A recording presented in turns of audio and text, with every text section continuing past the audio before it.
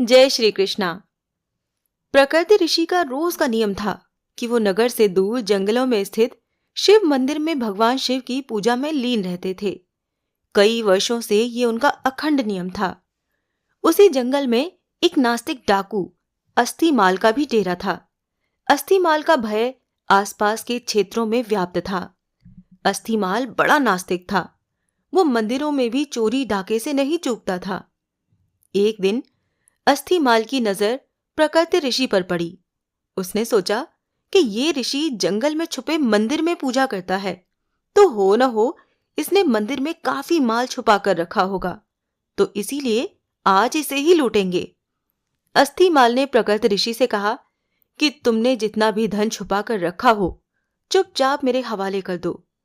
ऋषि उसे देखकर तनिक भी विचलित हुए बिना बोले, कैसा धन? मैं तो यहां बिना किसी लोभ के पूजा करने के लिए आता हूं। डाकू को उनकी बातों पर विश्वास नहीं हुआ। उसने क्रोध में ऋषि प्रकृति को जोर से धक्का मारा। ऋषि ठोकर खाकर शिवलिंग के पास जाकर गिरे और उनका सिर फट गया और रक्त की धारा फूट पड़ी। इसी बीच आश्चर्य ये हुआ कि ऋषि प्रकृति के गिरने के फलस्वरूप शिवालय की छत से सोने की कुछ मोहरें अस्थिमाल के सामने गिरी। अस्थिमाल अट्टहास करते हुए बोला, तू ऋषि होकर झूठ बोलता है। झूठे ब्राह्मण, तू तो कहता था कि यहां कोई धन नहीं, फिर ये सोने के सिक्के कहां से गिरे? अब अगर तूने मुझे सारे धन का पता नहीं बताया तो मैं यहीं पटक पटक कर तेरे प्राण ले लूंगा। प्रकृति ऋषि करुणा में भरकर दुखी मन से बोले, हे शिवजी, मैंने पूरा जीवन आपकी सेवा पूजा में समर्पित कर दिया, फिर ये कैसी विपत्ति आन पड़ी? प्रभु, मेरी रक्षा करें। जब भक्त सच्चे मन से पुकारता है तो भोलेनाथ को तो आना ही पड़ता है। महेश्वर तत्क्षण प्रकट हुए और ऋषि को कहा कि इस होनी के पीछे का कारण मैं तुम्हें बताता हूं, ध्यान से सुनो। ये डाकू पूर्व जन्म में एक ब्राह्मण था।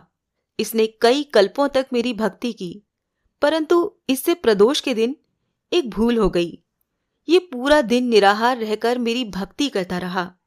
दोपहर में जब इसे प्यास लगी तो ये जल पीने के लिए पास ही के एक सरोवर तक पहुंचा। संयोग से एक गाय का बछड़ा भी दिन भर का प्यासा वहीं पानी पीने आया। तब इसने उस बछड़े को कोहनी मारकर वहां से भगा दिया और स्वयं जल पिया। इसी कर्म के कारण ये इस जन्म में डाकू हुआ। तुम पूर्व जन्म में मछुआरे थे। उसी सरोवर में मछलियां पकड़कर उन्हें बेचकर अपना जीवन यापन करते थे। जब तुमने उस छोटे बछड़े को निर्जल परेशान देखा तो अपने पात्र में उसके लिए थोड़ा सा जल लेकर आए और उस पुण्य के कारण तुम्हें ये कुल प्राप्त हुआ।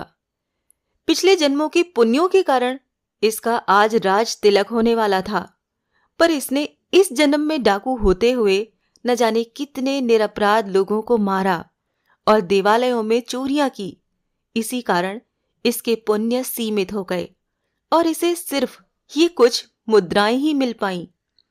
तुमने पिछले जन्म में अनगिनत मछलियों को मारा था, जिसके कारण आज का दिन तुम्हारी मृत्यु के लिए तय था, पर इस जन्म में तुम्हारे संचित पुण्यों के कारण तुम्हें मृत्यु स्पर्श नहीं कर पाई और सिर्फ ये घाव देकर लौट गई। तो अब आप समझ गए होंगे, ईश्वर वो नहीं करते जो हमें अच्छा लगता है। ईश्वर वो करते हैं जो हमारे लिए सचमुच अच्छा है। यदि आपके अच्छे कार्यों से परिणाम स्वरूप भी आपको कोई कष्ट प्राप्त हो रहा है तो समझिए कि इस तरह ईश्वर ने आपके बड़े कष्ट को हर लिया है, आपके बड़े कष्ट को काट दिया है। हमारी दृष्टि सीमित है, परंतु ईश्वर तो लोक परलोक सब देखते हैं, सबका हिसाब रखते हैं। हमारा वर्तमान, भूत और भविष्य सभी को जोड़कर हमें वही प्रदान करते हैं जो हमारे लिए उचित है। जय श्री कृष्णा।